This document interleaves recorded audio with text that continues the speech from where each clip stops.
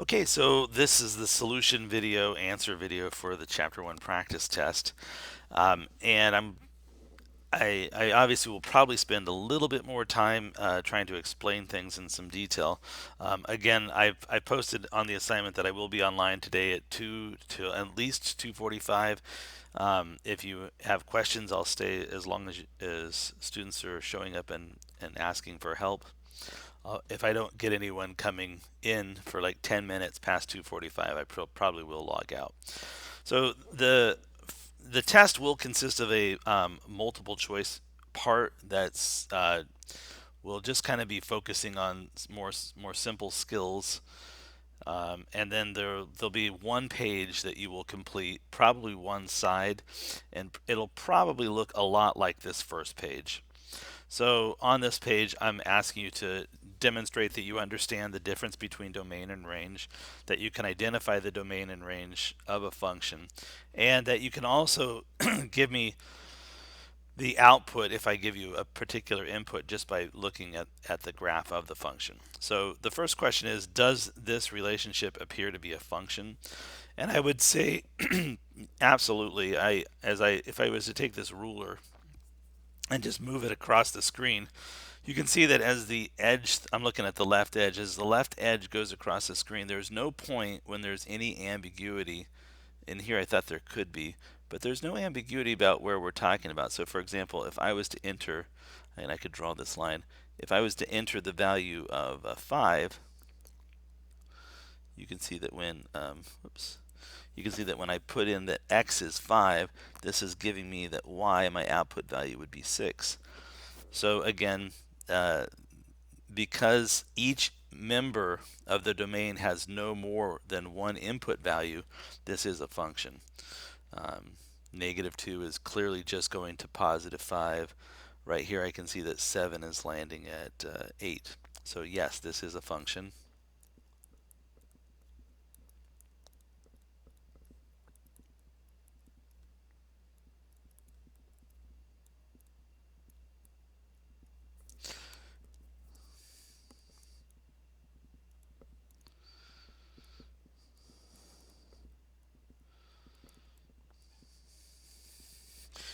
What is the domain of this function?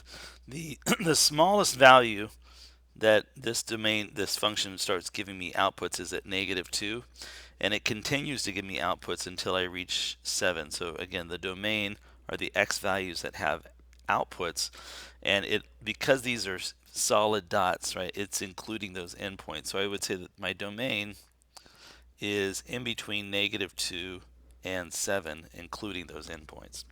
What is the range of this function?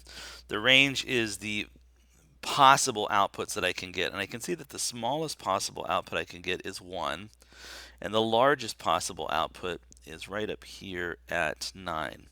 So I would say that the range of this function is between 1 and 9. So I would write this like this: 1 y 9. So my output values are all those values from 1 to 9. What is the value of f of 1? So if I place 1 into this function, if this is my input, what is the output? Well, I start at 1, I just go up to the curve, and once I hit the curve, I go over to my y value, and you can see that input value of 1 is going to produce an output of 1. So I would say that f of 1 is 1. And the next one says, what is the value of f of 7? Well, I actually already looked at that one. So if I was to take and place 7 into this function, and I just go up to where it hits, and then I go over, and you can see that when I place 7 into the function, the output at that point is 8. So we would say that f of 7 produces an output of 8. And then the last question on this page is, what values, and it's plural, of x will make f of x equal 9? So what I'm asking now is, and it does say it could possibly be plural, but I'm asking, what are the values that I could put in this function that would give me an output of 9? So outputs of 9 all occur on this horizontal line, and you can see there's only one spot that hits. It's right here, and the input that produces this output is 4. So when I place 4 into the function, it gives me the number 9. So it says what values of x will make f of x equal to 9? Well, x would equal 4. Since, and I could just write this, since f of 4 is 9. So that is the input. 4 is the input that produces 9 as an output. And again, you can see that as on the graph. 4 produces an output of 9.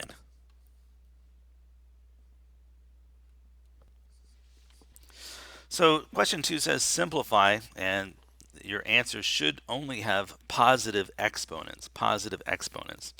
So when I look at part A, I can see that I have two different kinds of factors. I have factors of x and I have factors of y. If I consider my factors of x first, I can see that I have two factors of x and then two more factors of x, right? This is two factors of x, that's x times x, and this is two more factors of x. So I would write down that I have exactly 4 factors of x. That's x times another x times x.